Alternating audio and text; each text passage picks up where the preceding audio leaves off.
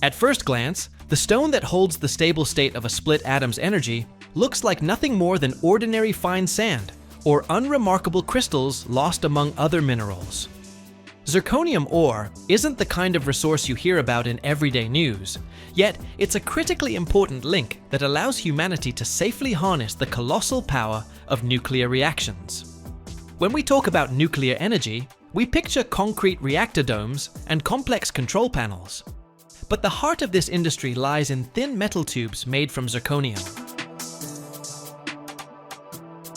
This metal's journey begins with massive deposits of zircon, a mineral that has been accumulating in the Earth's crust over the past billions of years, waiting for the moment when human ingenuity would find a way to unlock its unique properties. Zirconium is invisible to neutrons, and it's precisely this characteristic that makes it the foundation of modern carbon-free energy. Mining zirconium ore shares much in common with titanium extraction. These metals are often neighbors in natural deposits. The primary mineral is zircon, which survives conditions where other rocks crumble to dust thanks to its incredible resistance to chemical and physical breakdown. Massive deposits of zirconium sands are concentrated in Australia and South Africa. The extraction process uses open-pit mining. Enormous quarries expose layers of sandy deposits, which are then washed at processing plants. Using screw separators and magnetic systems, heavy zircon grains get pulled away from ordinary quartz, creating a concentrate that packs over 60% zirconium dioxide. Getting pure metal from this concentrate. That's where the real challenge begins for chemists and metallurgists.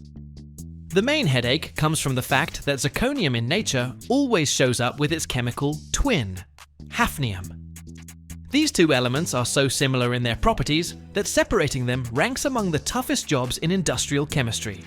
For most industries, having hafnium around isn't critical, but for nuclear power, it's literally a matter of life and death. Zirconium barely absorbs thermal neutrons, letting the chain reaction keep humming along uninterrupted. Hafnium, on the other hand, is a powerful absorber of these particles. That's why nuclear power plants need metal of incredible purity, where hafnium content doesn't exceed hundredths of a percent. This is achieved through multi-stage extraction and rectification in aggressive acid environments, making nuclear-grade zirconium production an extremely expensive and technologically complex process. The ore transformation concludes with the creation of zirconium ingots, which are later converted into thin-walled tubes. These form the fuel rod cladding. Inside each of these tubes sit pellets of uranium dioxide. This is where zirconium's critical role emerges. It must withstand brutal conditions inside the reactor core for several years. We're talking high temperatures, constant radiation bombardment, and intense coolant pressure. Zirconium demonstrates incredible corrosion resistance, refusing to react with water at temperatures of 570 degrees Fahrenheit and beyond.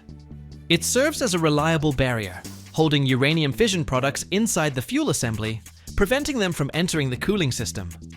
Without this stone transformed into metal, operating modern water-cooled reactors would be difficult from a safety standpoint.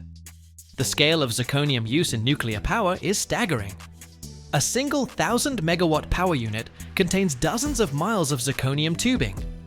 Each tube is the result of precision processing, where accuracy is measured in microns, and any defect in the metal structure could lead to an accident. That's why quality control at plants producing zirconium products is unprecedented. Ultrasonic, X-ray, and laser inspection methods are used to guarantee the integrity of every single part.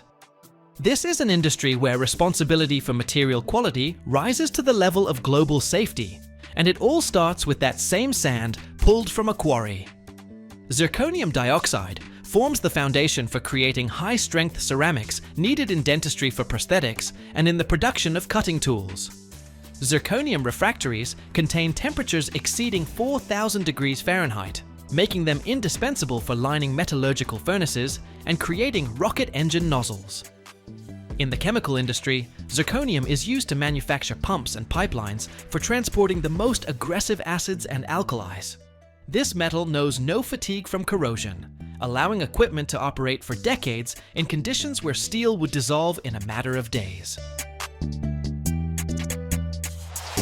The environmental side of zircon ore extraction demands a special approach. Because zircon deposits often contain traces of naturally radioactive elements, like thorium and uranium, the enrichment process comes with careful radiation monitoring. Companies must implement waste isolation technologies and complete full land reclamation once mining wraps up. In many regions worldwide, former deposit sites now host native fields or nature reserves, proof that industrial production and nature can work together harmoniously.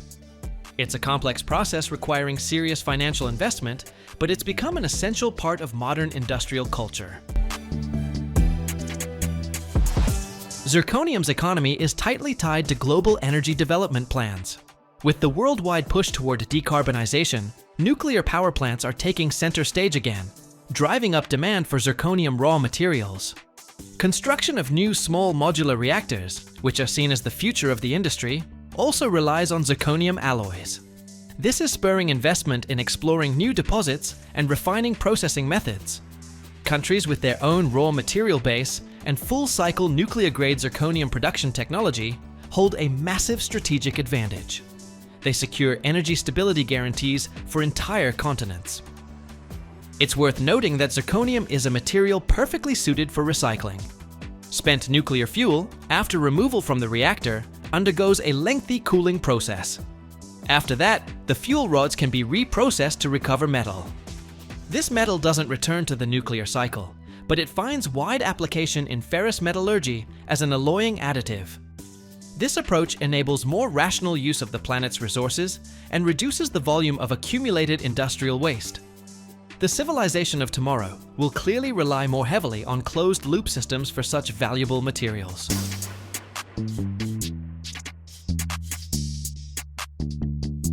When you think about the significance of zirconium ore, you see how a single mineral bridges Earth's geological past with its high-tech future.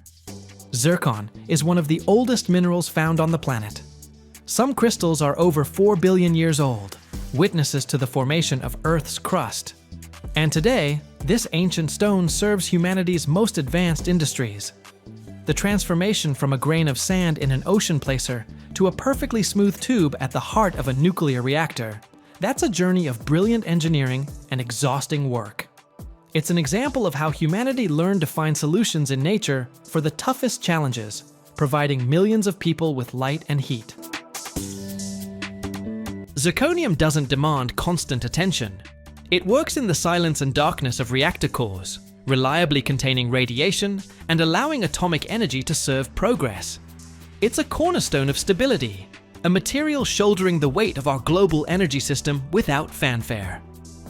The responsibility resting on every stage of its production, from the first blast in the quarry to the final welding of a fuel assembly, is a measure of our technological maturity. As long as we continue developing nuclear power as a tool to fight climate change, zirconium ore will remain one of the most valuable treasures from the Earth's depths, providing invisible but rock-solid protection for our future. Every ton of this concentrate is a step toward energy independence and new frontiers in understanding the physics of the universe. Zirconium's journey continues, and with each new reactor, this metal reaffirms its status as an irreplaceable element of civilization, capable of harnessing raw forces for creation. Thus, an ordinary-looking stone becomes the key to the planet's energy balance, proving that true value often hides behind a modest facade and requires deep knowledge to unlock.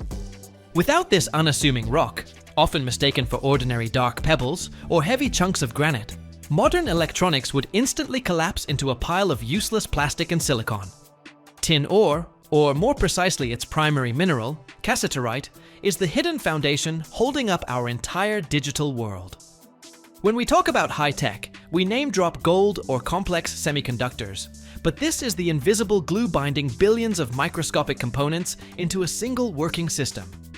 Tin's journey begins deep in the planet's crust, where for millions of years, metal-rich solutions seeped into fractures in the Earth, forming deposits that today drive the pace of human progress.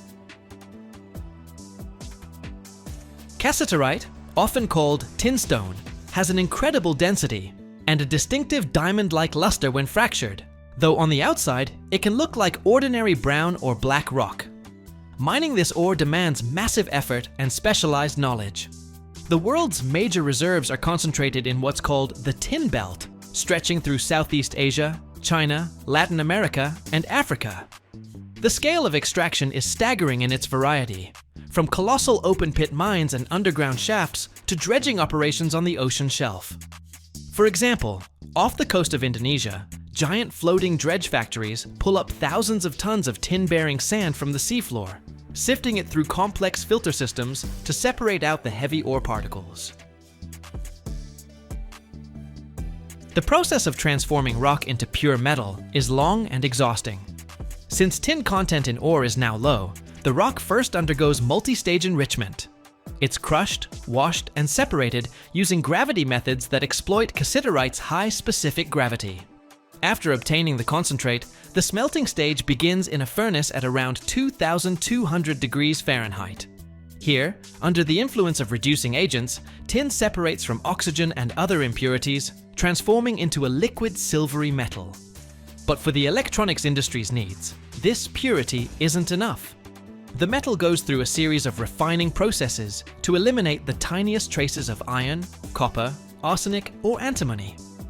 Only after this does it become the material we see in the form of solder. Solder. That's the main use for tin in the modern world. It's not just some auxiliary material. It's a critically important component of any electronic device. Previously, soldering used an alloy of tin with lead, but due to environmental requirements and health safety concerns, the world switched to lead-free technologies. Today, the latest circuit boards are joined using alloys where tin makes up 95 or even 99%. Every smartphone, laptop, control unit in cars, or satellite onboard computer contains several thousand soldered connections. Without tin's ability to wet the surfaces of other metals and create reliable electrical contact at low temperatures, mass production of electronics would be impossible. Factories that produce modern electronics operate with incredible precision, and that's where a key tool comes into play. In surface mount assembly shops, specialized machines deposit solder paste through stencils onto circuit boards with accuracy down to the micron. Then the board passes through reflow ovens, where the paste transforms into solid metallic connections. It's an automated process where every second and every milligram of metal matters. If the tin contains even minor foreign impurities, it can lead to microcracks or tin whiskers, thin thread-like crystals that grow from the solder and can cause short circuits.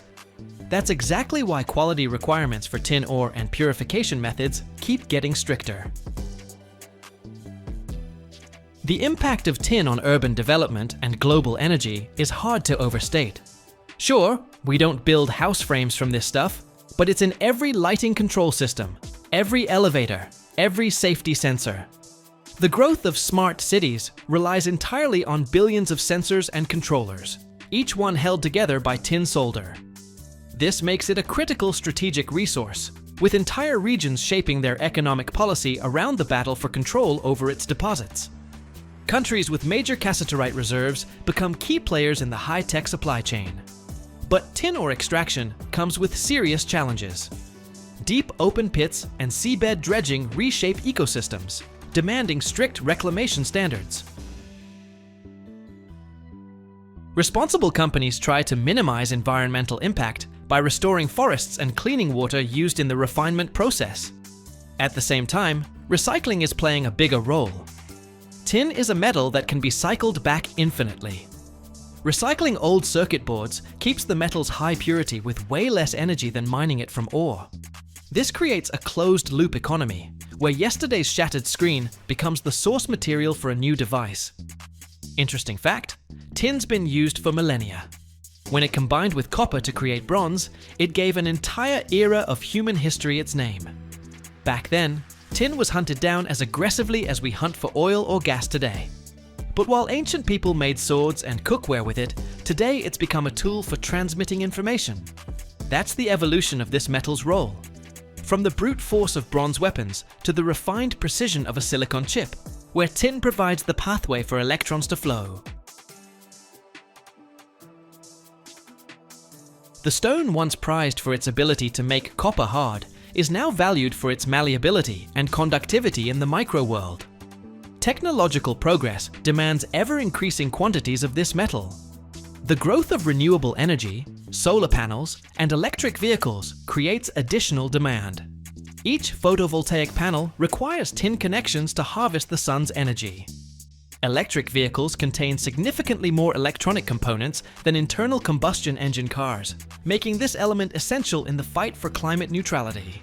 Thus, ancient cassiterite becomes fuel for the green revolution. It's crucial to understand that tin deposits are distributed extremely unevenly across the planet. This creates certain risks for global production stability. Any disruptions in ore supply from major mining regions instantly impact consumer technology worldwide. This pushes scientists to search for new methods of enriching even low-grade ores, as well as developing technology for extraction from deeper horizons. Every foot of new mine shaft or every mile of surveyed deposit is a guarantee that factories keep producing new devices, and the planet's digital network continues to expand. The transformation of tin from mountain rock to solder on a circuit board is an example of how humanity has learned to harness the special properties of materials to achieve remarkable results. It's about tin's ability to be the connecting link.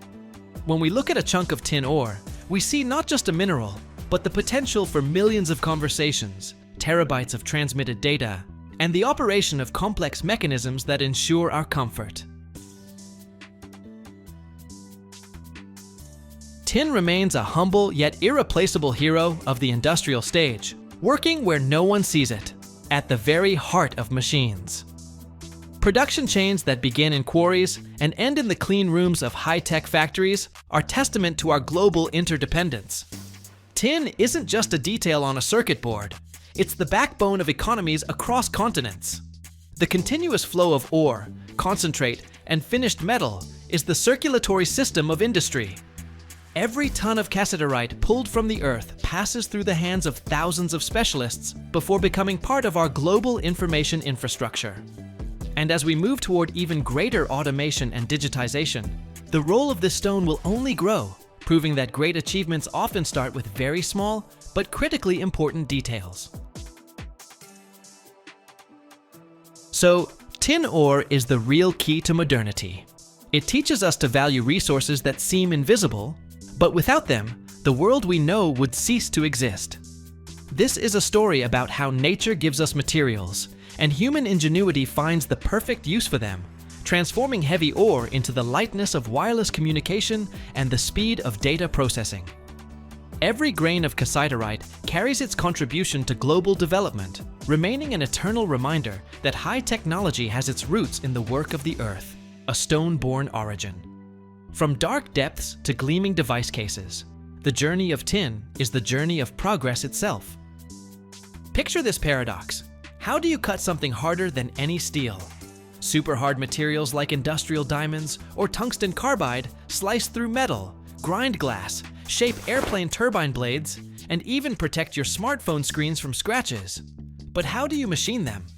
It's a hidden science where water pressurized to millions of pounds per square inch, lasers that vaporize atoms, and diamond tools overcome hardness measured 10 times greater than steel. Let's crack this engineering paradox, from labs to factories where the key components of our modern world are born. Industrial diamonds, the hardest natural material on Earth, with a hardness of 10 on the Mohs scale. Tungsten carbide isn't far behind. Its hardness ranges from 1600 to 2200 on the Vickers scale, making it ideal for drill bits, mills, and turbine inserts. These materials withstand temperatures over 2800 degrees Fahrenheit and pressures of hundreds of tons per square inch. But their hardness is also a curse. Ordinary tools shatter against them like glass on rock. So engineers invented special methods: water jet cutting, laser ablation, and precision grinding. Each one's a hack that bypasses the limits of physics. Water jet cutting, it's high pressure magic. Water under 60,000 psi pressure shoots through a sapphire or diamond nozzle less than 0.02 of an inch in diameter. The jet reaches speeds of 3,000 feet per second, packing enough energy to slice through an 8-inch sheet of tungsten carbide in minutes. For ultra-hard materials, they add an abrasive, garnet, or silicon carbide. The grains accelerate to supersonic speeds and blast away particles of material. No heat, no warping or heat-affected zones, which is critical for turbine blades. Accuracy down to 1,000th of an inch over 10 feet, zero tool wear. When regular water with abrasive can't cut it, say for microscopic holes or perfectly clean edges, lasers enter the arena. Laser ablation works like this. Ultra-short laser pulses hit the material with such force that atoms just fly off, like a shockwave. No melting, no cracks, just clean vanishing, layer by layer. The pulse lasts 1/10 of a second, faster than you can blink. Each flash carries 1 to 10 microjoules of energy onto a tiny spot the size of a micron. In tungsten carbide or diamond, this creates miniature plasma, a hot ionic cloud that rips atoms away. The wavelength of 1030 nanometers in the infrared spectrum penetrates exactly 1/10 of a micron deep and removes an ultra-thin layer with 1 micron precision. The result? Perfectly smooth edges without burrs. In industry, this is done on machines from Coherent or Trumpf. They cut jewelry-grade diamonds for a $50,000 ring, or lab-grown diamonds for semiconductor chips. The process runs cold. The surface heats to a maximum of 100 degrees Fahrenheit, so there's no deformation or material stress. The speed's modest. For diamond, we're talking 1 cubic millimeter per minute, but the precision is surgical. The price tag bites hard. $500,000 for the laser, but it pays for itself in microelectronics. A single iPhone chipset requires processing diamond substrates, where the laser cuts microchannels just 10 microns wide. Without it, you're dead in the water. Here's a cool fact. In 2024, NASA used this tech on Mars rovers. They shaped carbide nozzle parts and heat shields that can take 3,000 degrees without warping. The laser punched thousands of microholes for cooling, 0 defects. Why's that cool? A regular laser melts edges 50 microns deep, creating a brittle zone. But the femtosecond laser, it's like a surgeon. Energy goes straight to breaking atomic bonds, and heat dissipates instantly. For turbine blades or smartphone screens, this is perfection. The surface comes out mirror smooth. Your phone drops, but glass with CVD diamond coating doesn't scratch. And behind that gleam, a laser that vaporized microns of super hard metal. These aren't just machines. These are genius hacks breaking the impossible. Check it out. Water jet plus laser in one machine. Water roughly cuts through 8-inch carbide. Then a femtolaser finishes microns with insane precision. Hybrid monsters tear through thick turbine blanks for SpaceX, where conventional methods fail in seconds. And there's the brain of the future. Artificial intelligence analyzes every micron, optimizes trajectories, and slashes defects by 40%. Instead of tons of scrap metal, perfect turbine blades spinning at 100,000 RPM without vibration. The global superhard materials processing market hits $15 billion in 2025.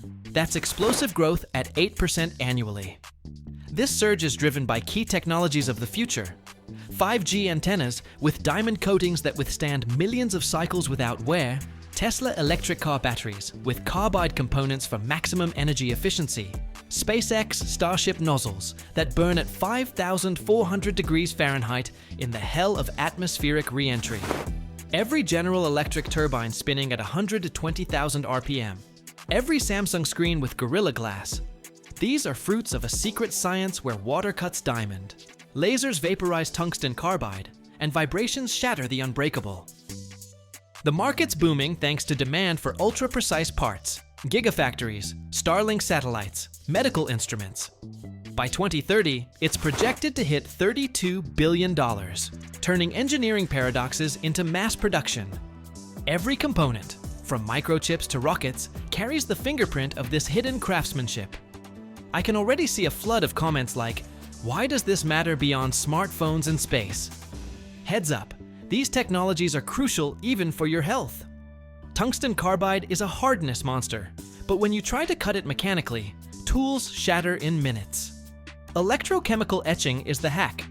Instead of breaking tools, the electrolyte eats the binder, the cobalt, and the tungsten just falls away. The result?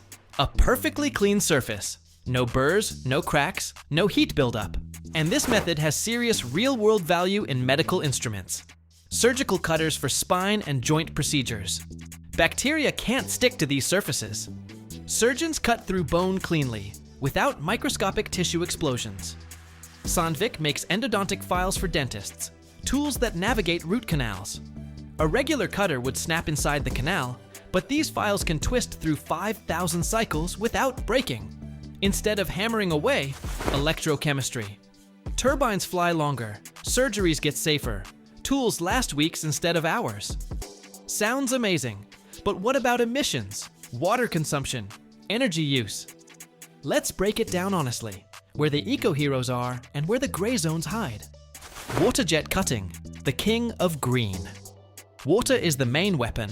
99% of it recirculates in a closed loop. Garnet abrasive, natural mineral, non-toxic, gets reused up to 10 cycles. Energy, 30 to 50 kilowatts per hour, less than laser. But here's the catch. Old machines dump dirty water into sewers with metal dust. Modern flow, or OMAX, filters are almost 100% zero discharge. Fact, Boeing cut chemical waste by 70% with water jet versus electrical discharge machining with oils. Verdict, green if you've got filtration. Laser ablation, energy vampire, but cold. Femtosecond lasers devour 5 to 20 kilowatts per hour. Lasers, up to 50 kilowatts. Electricity equals emissions unless you're running solar panels. But the upside, zero abrasive, zero water, zero chemicals. There's practically no SAW. The material vaporizes into gas. For microelectronics, it's ideal. Processes diamonds without waste. Verdict, moderate but clean process. Diamond grinding, the dirty leader.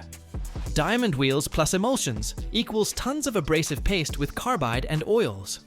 Every liter of lubricant, a petroleum product, goes into hazardous waste. But there's progress. Minimal lubrication, drops instead of flow, 90% reduction. Cryogenic cooling, no fluids at all. Verdict, dirty, but reforming.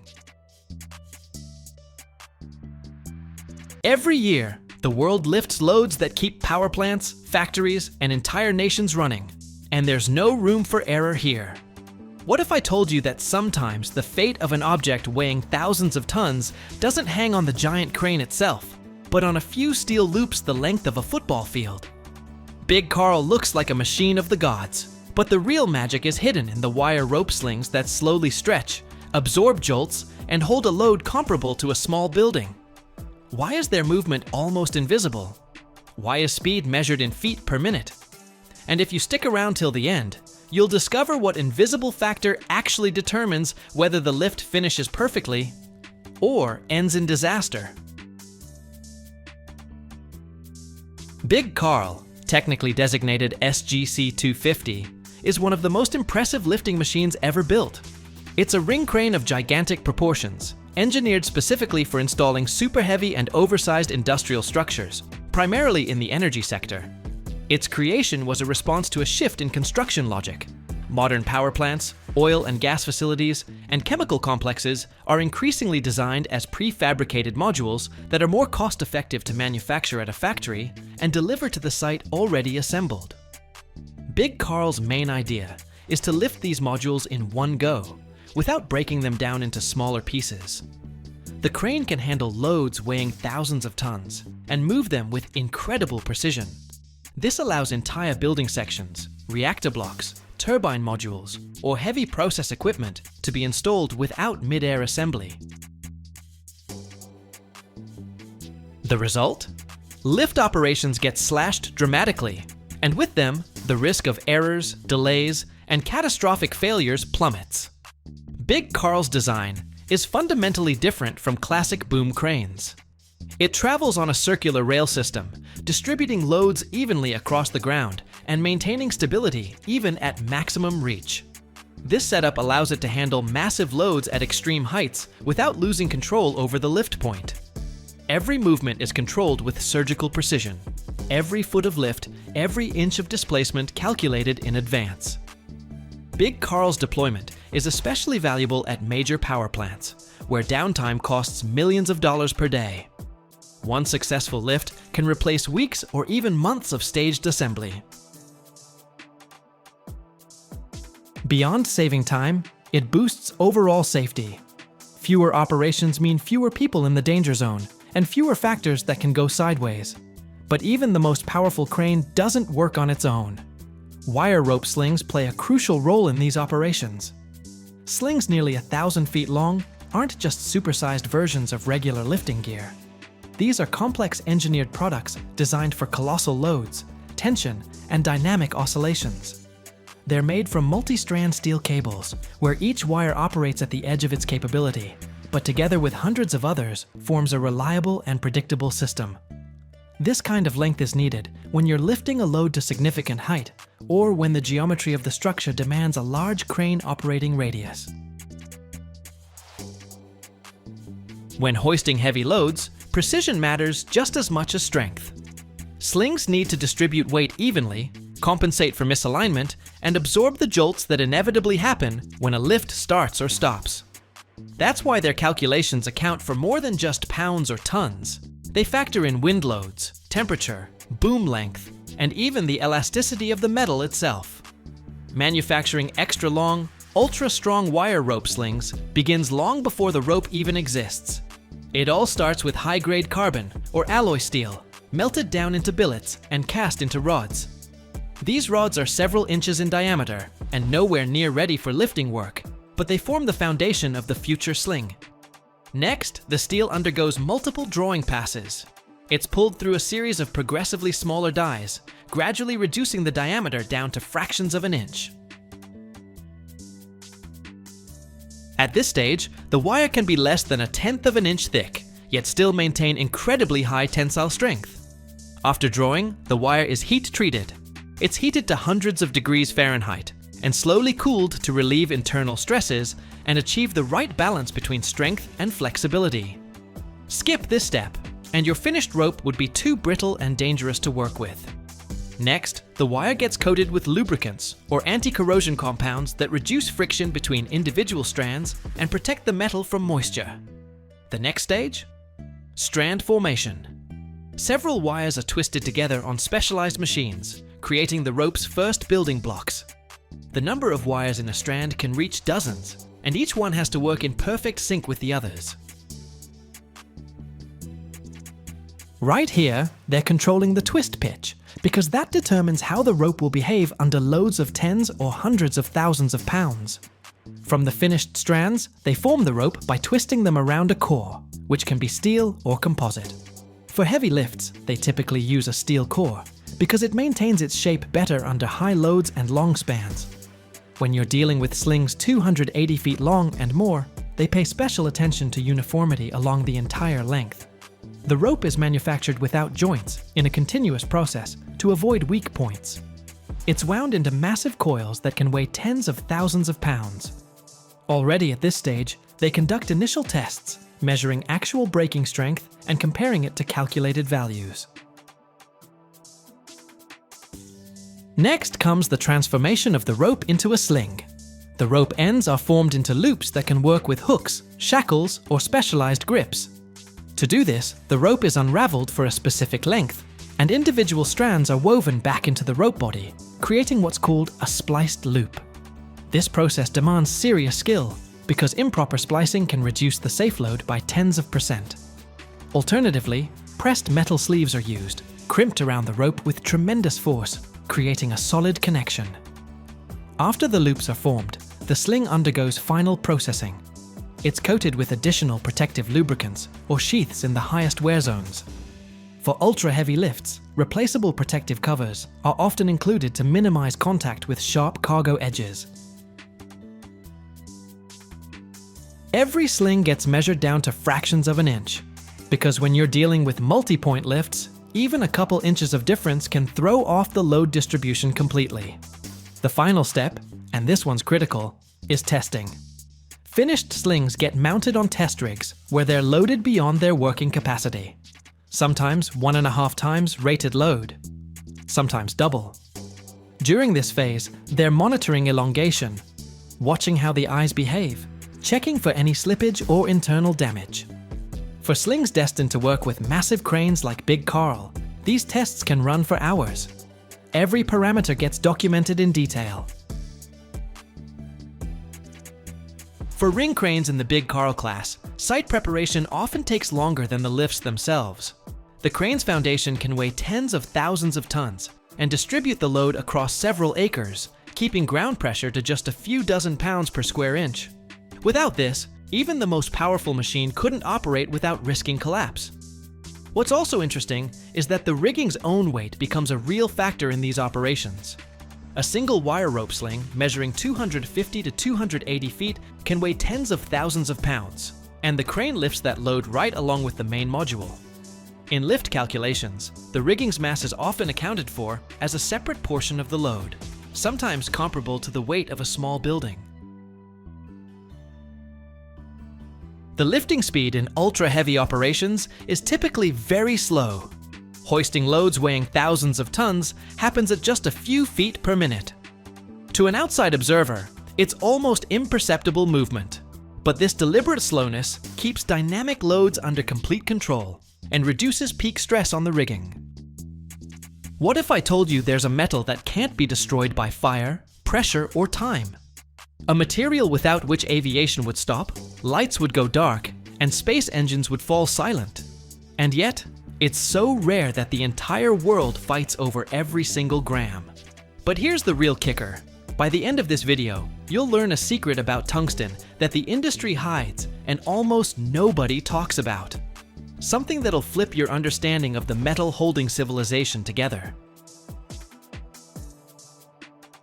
Tungsten is a true engineering phenomenon. Its unique properties let us push the boundaries of what's possible in technology, from deep underground to the heights of space. Its story, a story of endurance and unmatched strength. Tungsten is element 74 on the periodic table, one of the transition metals. It has the highest melting point of any metal on Earth, a staggering 6,192 degrees Fahrenheit. To put that in perspective, that's a temperature where most other metals would have vaporized long ago. On top of that, tungsten has the highest tensile strength of any pure metal, at temperatures above 3,000 degrees Fahrenheit. It's incredibly hard and dense, making it irreplaceable for applications demanding maximum resistance to wear, deformation, and extreme temperatures. Tungsten doesn't occur in pure form. It's extracted from ores, with the most common being wolframite and scheelite. Wolframite is a complex compound of iron, manganese, and tungsten, while scheelite is calcium tungstate. These ores, hidden deep in the Earth's crust, are the raw material for all subsequent industrial processing. The world's major tungsten producers include countries like Vietnam, China, Russia, and Canada, which hold significant reserves of this strategic metal. The tungsten extraction process is a complex sequence of mining and metallurgical operations. It starts with exploration and ore extraction from underground mines or open-pit quarries. Geologists use various methods to identify and assess tungsten ore deposits. Then, using powerful drilling rigs and explosives, the ore is extracted from deep within the Earth. It's tough, dangerous work that demands cutting-edge technology and strict safety standards.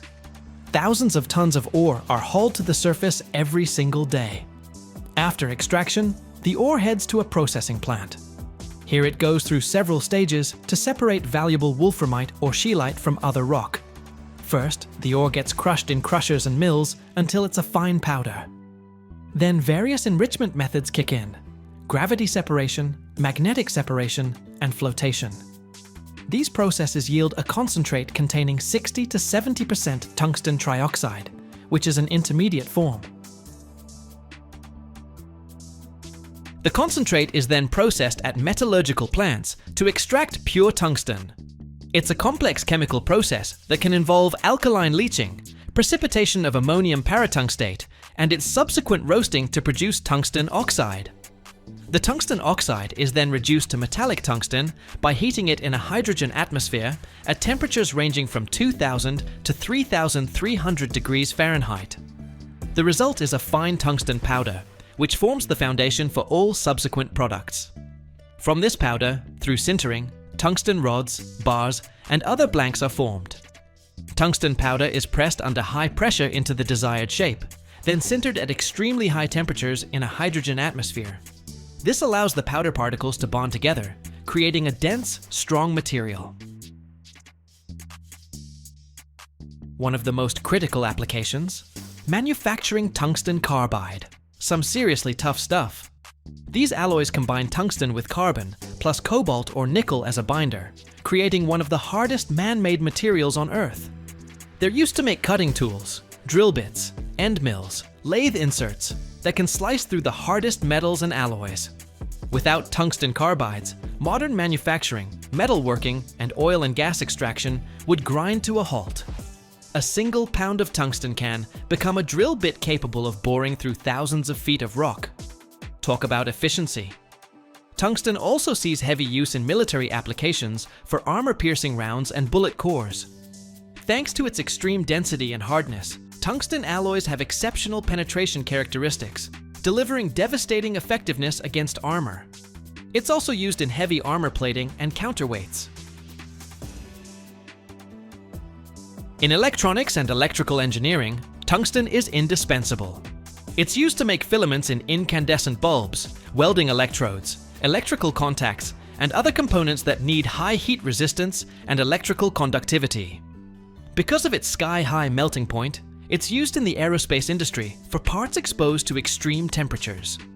High-temperature tungsten alloys are used in jet engines, turbines, and other devices operating under extreme heat. Alloying with tungsten boosts the heat resistance of other metals. In medicine, tungsten is used in manufacturing X-ray tubes thanks to its high atomic number, which effectively blocks X-rays. It's also used in radiation shielding, similar to lead, but with way less toxicity. On top of that, tungsten's used to make ballasts and counterweights in race cars, aircraft, and yachts thanks to its crazy high density. It's even a component in some jewelry because of how hard it is and how resistant to scratches. Tungsten is one of the rarest elements in Earth's crust, which makes mining and producing it especially valuable.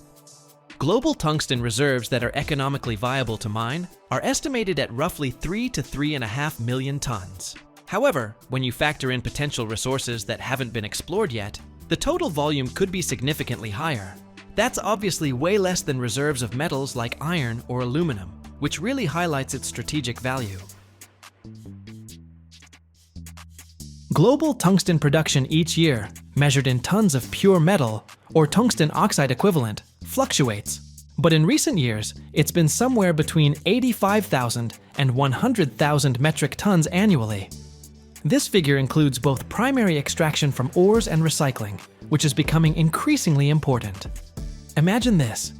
You could take a worn-out tool that's already served its purpose and transform it back into something brand new, without spending the energy and resources to mine ore from scratch. That's exactly what happens with tungsten. Tungsten recycling is one of the most advanced and efficient processes among all metals. By various estimates, up to 40% of all tungsten consumed worldwide comes from recycled material. That's a massive number. It shows just how valuable this metal is and how much economic sense it makes. Where does used tungsten come from? The main source of secondary raw material for tungsten is, of course, worn-out carbide tools. Those same cutting tools, drill bits, milling cutters made from tungsten carbide. After heavy use, they wear down, lose their edge, or break. Instead of tossing them in the trash, they're collected and sent to recycling plants. Other sources include scrap metal containing tungsten, leftover waste from tungsten product manufacturing, plus some electrical contacts and wires. Recycled tungsten is significantly cheaper to produce than primary metal because it eliminates the expensive and energy-intensive stages of mining ore and initial processing. Recycling dramatically reduces the environmental footprint of tungsten production. It minimizes the need for mining operations, cuts energy consumption, reduces industrial waste, and lowers greenhouse gas emissions. This makes production more green and responsible. Every year, the world melts down more than 16 million tons of silicon metal, a material without which modern civilization would simply grind to a halt. It makes steel stronger, aluminum lighter, and solar panels possible. But here's something almost nobody knows. To create just 1 ton of this metal, furnaces operate at temperatures exceeding 5,400 degrees Fahrenheit and consume as much electricity as hundreds of American households use in a month. So why does this silent giant hide a diamond structure inside? And what discovery about silicon will change your understanding of technology if you stick around till the end? Industries use metallurgical-grade silicon as a foundational material for creating ferroalloys, particularly ferrosilicon, which gets added to steel to improve its strength, corrosion resistance, and ability to withstand high temperatures. How steel deforms, its elasticity, and behavior under load largely depend on how silicon dissolved in the metal matrix behaves. Metallurgical silicon is also critical for producing aluminum alloys, where it's responsible for reducing weight and improving the alloy's ability to maintain its shape when heated. For example, in cast aluminum parts for automobiles, the silicon content can reach anywhere from 12 to 14% by weight. Another key application is obtaining purer silicon suitable for electronics and photovoltaics. Metallurgical-grade silicon serves as the starting point for producing polysilicon, which gets purified to impurity levels in the parts per billion range. This ultra-pure material is what they use to form ingots and wafers for microchips and solar panels. Demand in this sector has shot up dramatically in the US over recent decades, driven by renewable energy expansion and the needs of data centers. To put the scale in perspective, manufacturing a single solar panel module that's about 11 square feet requires roughly 6 or 7 pounds of silicon in the form of high-purity polycrystalline material. Metallurgical-grade silicon has additional applications too. It's used in chemical manufacturing to synthesize silicones, which are needed for sealants, lubricants, medical devices, household products, and electrical insulation components. It serves as the starting material for silanes, compounds that act as coupling agents between organic and inorganic materials, ensuring stronger surface bonding in composites. Certain types of silanes are used as part of adhesives and coatings that help extend the service life of structures in humid or corrosive environments. Technological progress constantly raises the bar for metallurgical-grade silicon, since purity, grain size, and consistency of properties directly impact the quality of the final product. In American industry, research continues on optimizing electric arc furnaces to cut energy consumption, as well as on utilizing carbon monoxide byproducts. On top of that, companies are developing ways to recycle silicon production waste to bring part of the material back into the cycle and reduce emissions tied to mining fresh quartz. All of this makes metallurgical-grade silicon one of the foundational industrial materials. Without it, modern electronics, transportation, and energy sectors couldn't keep up their current pace of development. To turn mineral oxide into metal, you need extremely high temperatures and a carefully controlled reduction reaction.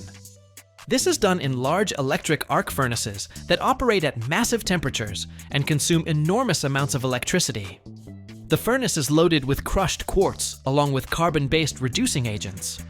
Most commonly, these are charcoal, coke, or various carbon briquettes, selected to ensure stable combustion and the right reactivity.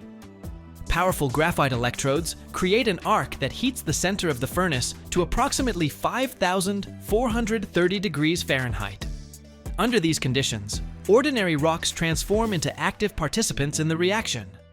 Silicon dioxide reacts with carbon, and as a result, oxygen is removed from the oxide. Gaseous carbon monoxide forms, while pure silicon transitions into a liquid state. The molten material is heavier than the surrounding charge, so it slowly settles to the bottom of the furnace, accumulating as a metallic mass. Once enough silicon is collected, it's released into special crucibles or troughs. As it cools down, the liquid metal solidifies into solid ingots, which are then crushed into smaller pieces that are easier to transport and process further. At this stage, it's crucial to maintain conditions that prevent impurities from oxidizing again or mixing with the cooled silicon. The raw material obtained at this point already has commercial purity of around 99%. This level of purity works fine for ferroalloys, but it's not enough for more demanding applications. Next comes the stage of refining the metal to higher purity. Silicon can be remelted in a vacuum or under an inert atmosphere, using various methods like sorption, zone melting, or chemical purification. The main goal here is to get rid of impurities like iron, aluminum, calcium, and sometimes phosphorus and boron. The impurity content is controlled with precision down to parts per million, because even a tiny amount of foreign elements can seriously affect the electrical properties of the final product. After purification, you get metallic silicon with the characteristics needed to produce alloys, silicones, or even purer polysilicon. The production process itself is energy intensive, so it's critical that the method ensures minimal heat loss and makes the most efficient use of electrical power. Modern furnaces come equipped with heat recovery systems and electrode feed control. This helps cut down overall energy consumption and boost productivity. Process optimization is a big deal here, because on average, making 1 ton of metallic silicon requires about as much electricity as several hundred American households use in a month. The quality of quartz sand plays a crucial role too. The purer the initial silicon dioxide, the fewer purification stages are needed after melting. Quartz with high impurity content can lead to increased energy consumption and greater furnace wear. That's why deposits supplying raw materials for the silicon industry must meet strict standards for chemical purity and mechanical uniformity of the material. Silicon, though it doesn't have gold's shine, is a true geochemical giant, an absolutely irreplaceable element. In terms of abundance in Earth's crust, it holds an honorable second place, losing only to a non-metal, oxygen. This means that, essentially, we live on a massive silicon-oxygen planet. It's hard to wrap your head around this, but this substance makes up a colossal 27.6% of our planetary crust's mass. Just imagine, almost every 4th ton of material we see beneath our feet is silicon or its compounds. It forms the backbone of entire mountain ranges and serves as the building material for countless minerals called silicates. This element isn't just filler, it's the foundation of our entire modern civilization. As a semiconductor, it powers every chip, processor, and transistor inside your phone, computer, and car. Silicon is the gray eminence of our planet and our technological age. Quiet, abundant, but absolutely omnipotent. Its extraordinary purity is essential for microelectronics, making it one of the most demanding materials in the world. If you pick up any rock or handful of sand, you're holding an entire silicon factory. We all live on a massive silicon planet, not just a water one. Silicon could have been super expensive and sparkly, but it chose the humble path of being a semiconductor to run all the world's electronics instead. Why am I saying this? Because pure silicon has the exact same crystal structure as diamond. To put it simply, why silicon with the same structure as diamond isn't actually a diamond comes down to 2 key differences: atom size and bond strength. Diamond is made of carbon atoms, while silicon is made of silicon atoms. Plus, a carbon atom is tiny, whereas a silicon atom is much bigger. Even though both elements form the same spatial lattice, silicon atoms, being larger, force the whole structure to expand. This makes the bonds between them longer and, as a result, weaker. Every 3 seconds worldwide, a new engine block rolls off the production line, the heart of a car that will withstand millions of explosions, temperatures over 4,600 degrees, and operate for decades without stopping. But how do you transform molten metal into a perfect mechanism with precision down to a micron? One mistaken dimension, and the engine will tear itself apart within minutes of operation. Every year, over 100 million of these blocks are manufactured, and each one goes through a hellish birthing process. Molten metal at 5,400 degrees, sand molds that self-destruct, and robots that cut channels thinner than a human hair. But there's one secret the manufacturers don't talk about. A mystery hidden inside every block that determines whether your car will go 60,000 miles or 600,000. Stay until the end. What you'll learn will forever change how you see what's happening under your car's hood. Let's start by understanding what an engine block actually is. It's the foundation that holds the entire engine together. Inside it are the cylinders where fuel combustion occurs, pistons that move up and down, and other critical components. The engine block must be strong, lightweight, and resistant to high temperatures. That's why manufacturing it is a complex process that demands precision and advanced technology. Everything begins with an idea. Engineers develop a concept for an engine that must be powerful, economical, and environmentally friendly. They use specialized 3D modeling software to create a digital model of the block. This allows them to account for every detail and test how the engine will perform under various conditions. Engine blocks are made from different materials, but the most common are cast iron and aluminum. Cast iron is strong and resistant to high temperatures, but heavy. Aluminum is lighter and dissipates heat better, but less durable. Sometimes, composite materials or alloys are used to combine the advantages of both metals. After the engineering team completes all calculations, computer modeling, and finally approves the design of the new engine block, the true heart of the future automobile, the most interesting part begins: its birth in metal. The first and perhaps oldest step in metallurgy is casting. A massive shop filled with the hum of machinery, the smell of molten metal, and the glow of high temperatures. This is the foundry, where engineers' dreams become real components.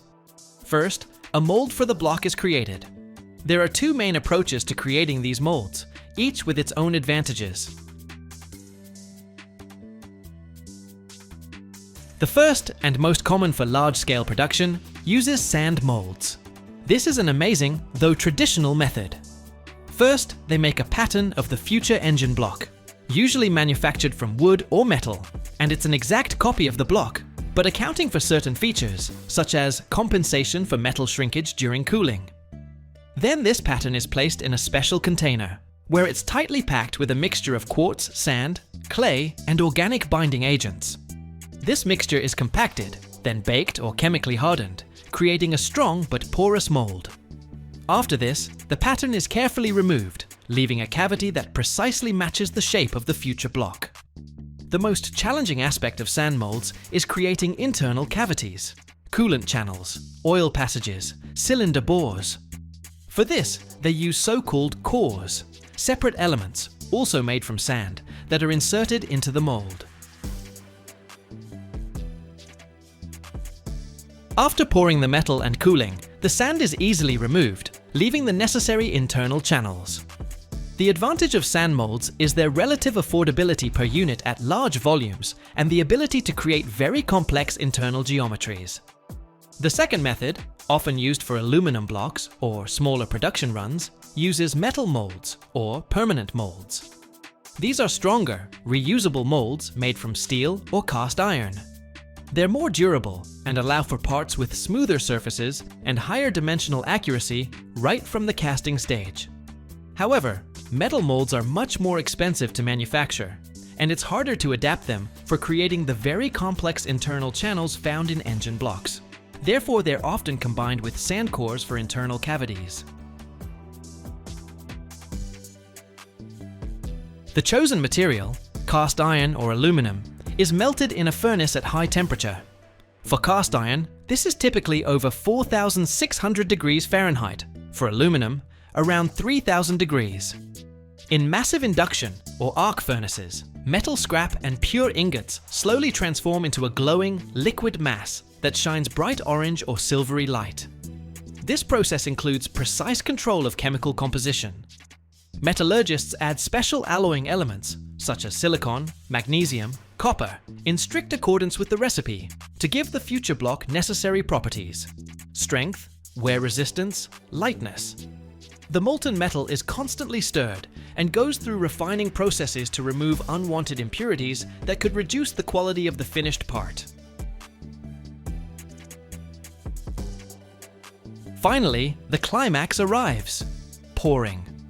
The molten metal, radiating intense heat, is carefully transferred from the furnace into special ladles, then into the prepared molds. This is the moment of maximum concentration and precision.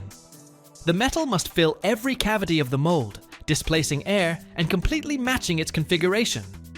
The pouring process can be gravitational, meaning the metal simply flows under gravity or under pressure, which ensures better mold filling and reduces porosity. After pouring, the mold remains for some time, so the metal can cool and solidify.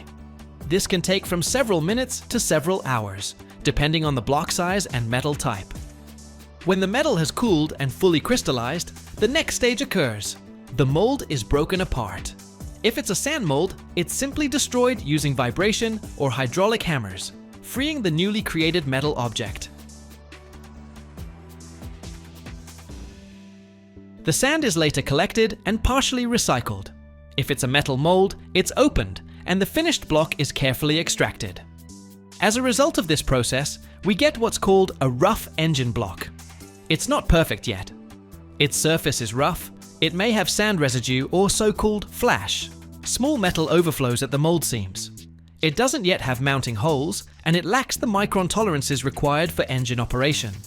But it's already a real block, massive and heavy if it's cast iron, or surprisingly light if aluminum, but already with a clearly defined shape, ready for the next processing stages that will transform it into a high-precision part capable of withstanding incredible loads inside the engine.